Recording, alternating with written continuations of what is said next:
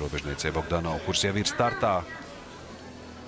Labāks startētājs par vācietēm ir robežniece Bogdanova. Pirmajā bija 7,71.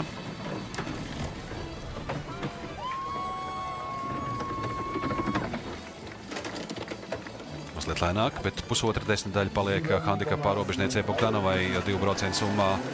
Tagad trases augšējā daļā.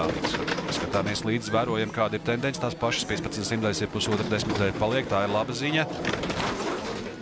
Šeit nedaudz nokļūdās robežniece Bogdanova. Precīzāk izbrauc Štorha un pats šajā vietā pārsvars sarūk līdz 0,11.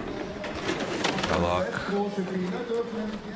veiksmīgi. Pārsvars paliek tās pašas 12 sekundes simtdaļas. Īspirms finiša ātrums labs, tas nav mazsvarīgi. Un finišā robežniece Bogdanova kļūst par līderēm. Viņas neuzvar otrajā braucienā, es domāju, neuzrāda labāko rezultātu no visām iepriekš redzētajām ekipāžām, bet pirmajā braucienā iegūtais pārsvars tagad nodara 2 braucienu summā, lai vismaz 6. vietu šodien izcīnītu robežniece Bogdanova.